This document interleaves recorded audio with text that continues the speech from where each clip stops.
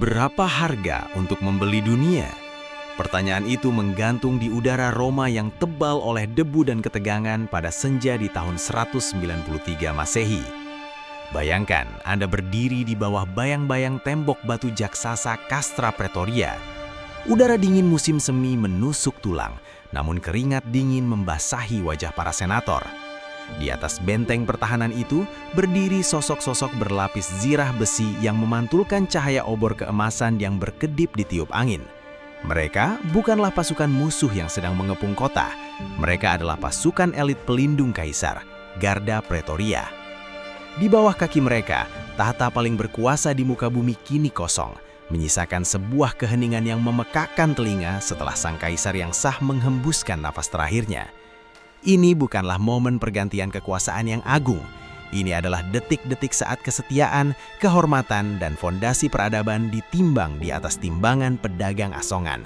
Bukankah sebuah ironi yang tragis ketika pedang yang disumpah untuk melindungi justru menjadi palu lelang yang menjual nasib jutaan nyawa? Inilah kisah tentang hari paling kelam dalam sejarah Roma. Pengkhianatan terbesar saat pengawal pribadi menjual kekaisaran Romawi.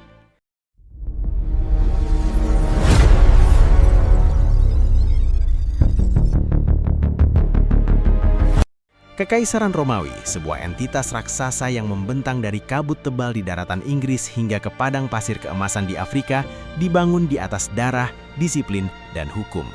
Namun pada hari itu, semua kebesaran tersebut menyusut menjadi sebuah pasar malam di atas tembok barak militer.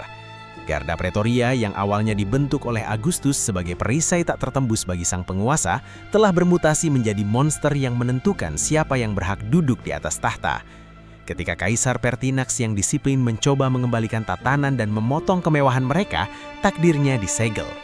Tanpa perlu pertumpahan darah yang dikisahkan dengan brutal, cukuplah diketahui bahwa suara pedang yang dicabut dari sarungnya mengakhiri masa pemerintahan yang baru seumur jangkung. Kini, tembok tinggi Castra Pretoria menjadi saksi bisu sebuah lelang yang tak pernah dibayangkan oleh para pendiri Roma. Di dalam barak, Titus Flavius Sulpicianus, mertua dari kaisar yang baru saja mangkat, mencoba menenangkan para prajurit dengan menjanjikan koin perak demi koin perak. Ia berbicara dengan suara bergetar, mencoba membeli keselamatan dan kekuasaan di tengah kepungan tombak yang berkilat tajam. Namun, drama sesungguhnya baru saja dimulai di luar gerbang utama yang tertutup rapat. Dari kejauhan, terdengar derap langkah kaki yang tergesa-gesa. Didius Julianus, seorang senator yang sangat kaya raya dengan jubah sutra mewahnya yang menjuntai menyapu debu jalanan, tiba di bawah barak militer. Ia menatap ke atas, matanya mencerminkan ambisi yang membara, sementara para prajurit menatap ke bawah seperti elang yang mengincar mangsa.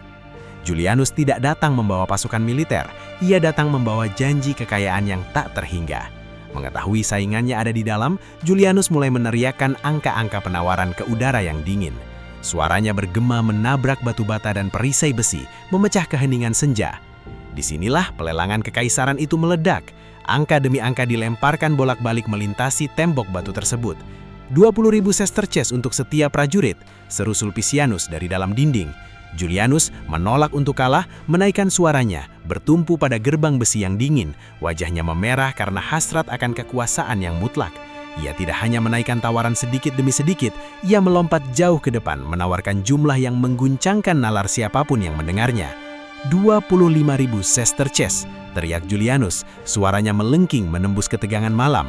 Dan kemudian, keheningan tiba-tiba menyelimuti seluruh barak. Angin malam seolah berhenti berhembus. Dan kemudian, sorak-sorai gemelar meletus di atas tembok. Suara gemuruh ribuan prajurit yang memukulkan pedang mereka ke perisai sebagai tanda kesepakatan. Palu imajiner telah diketuk. Gerbang raksasa perlahan terbuka dengan suara cecitan melogam yang berat, menyambut kaisar mereka baru. Didius Julianus melangkah masuk, dikawal oleh para penjaga yang baru saja ia beli. Ia melangkah menuju istana Palatin, melewati pilar-pilar marmer yang dingin dan patung-patung leluhur yang membisu, seolah mengalihkan pandangan mereka dari rasa malu. Julianus kini mengenakan jubah ungu kekaisaran. Namun di balik kemewahan itu, ia hanyalah seorang pria yang duduk sendirian di puncak dunia yang menolaknya. Rakyat Roma memandangnya dengan rasa jijik yang mendalam, dan senat tunduk bukan karena hormat, tapi karena bayang-bayang tajam pedang Pretoria. Kekuasaan yang dibeli dengan koin tidak akan pernah bisa bertahan melawan besi dan kehendak baja. Di batas-batas kekaisaran, jenderal-jenderal tangguh seperti Severus mendengar kabar tentang lelang memalukan ini. Pasukan yang sesungguhnya, prajurit yang mengabdi di lumpur dan salju bernama Kejayaan Roma, mulai berbaris menuju ibu kota. Hanya dalam waktu 66 hari, tahta yang dibeli dengan harga dunia itu runtuh berserakan, membuktikan bahwa jiwa sebuah peradaban tidak dapat ditakar dengan perak. Sejarah pada akhirnya mencatat bahwa hari itu bukanlah hari penangkap tahta tak bertahta, melainkan hari di mana Roma menghilangkan sebagian dari jiwanya untuk selamanya.